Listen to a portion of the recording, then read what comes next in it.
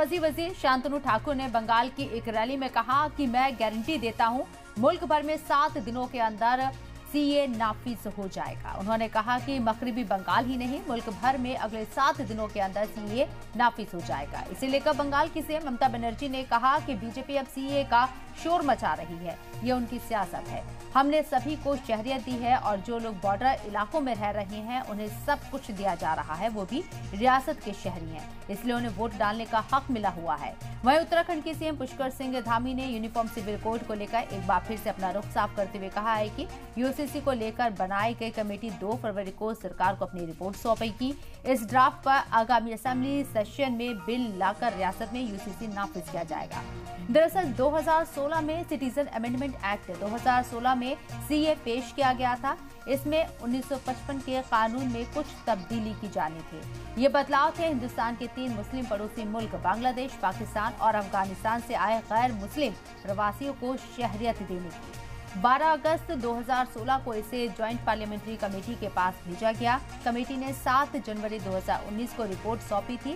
फिर 11 दिसंबर 2019 को राज्यसभा में सिटीजन अमेंडमेंट बिल 2019 के हक में 125 और खिलाफ में 99 वोट पड़े थे। अगले दिन 12 दिसंबर 2019 को इसे सदर जमहूरिया की मंजूरी मिल गई। मुल्क भर में भारी मुखालिफत के बीच बिल दोनों सदनों से पास होने के बाद कानून की शक्ल ले चुका है। इसे अमित शाह ने 9 दिसंबर को लोकसभा में पेश किया था।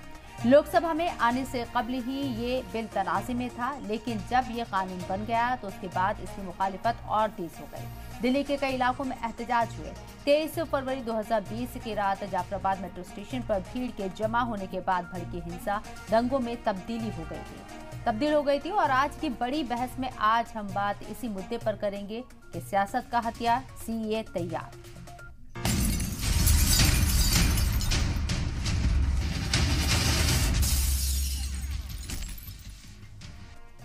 तो सीए को लेकर जिस तरीके से दावा किया जा रहा है, हालांकि ये बिल 2019 में ही पास हो चुका है, 5 साल बीत चुके हैं, लेकिन अभी तक इसे पूरी तरीके से नाफिज नहीं किया गया है। और अब बीजेपी मिनिस्टर यहाँ शांतनु ठाकुर ने जो बयान दिया है उसके क्या मायने हैं, और जो अपोजिशन जमातें कह रही हैं कि सीए यहाँ सियासत का हथियार तैयार है, इस पर कैसे देख रहे हैं तमाम लीडर, इस पर भी हम बात करेंगे। जो मरकजी वजीर शांतनु ठाकुर का जो बयान आया है, क्या वाकई में ये सच है कि 7 दिन में सीए नाफिज होने जा रहा है?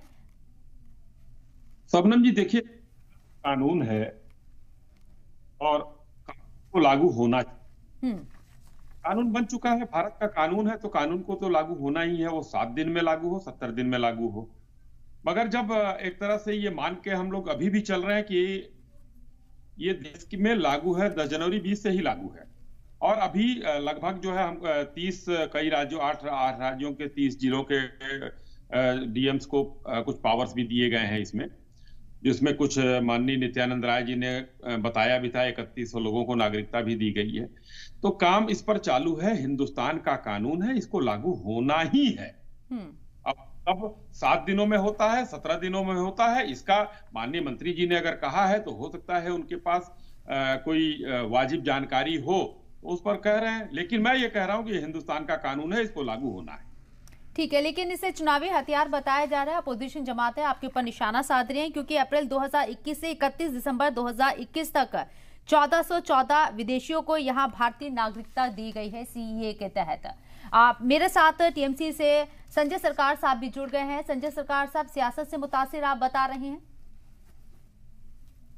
ये बहुत बड़े कारण मैं आपको बताते जाता। जब राम मंदिर तैयार हो रहा था उस समय यहाँ का जो मथुआ संप्रदाय था, ठाकुर हरिचंद गोराचांद का मंदिर से वहां से मिट्टी भेजा गया था। वो मिट्टी को राम मंदिर जब बनाया जा रहा था तो उस समय मिट्टी को एक्सेप्ट नहीं किया। तो मथुआ संप्रदाय जो थे वो काफी नाराज थे। काफी नाराज होने के कारण क्या, तो हम लोग अगर हरिजन है, दलित है, मेरा मिट्टी वहां पर लिया नहीं गया है, मंदिर की तरफ से मेरे मिट्टी को रिफ्यूज कर दिएगा।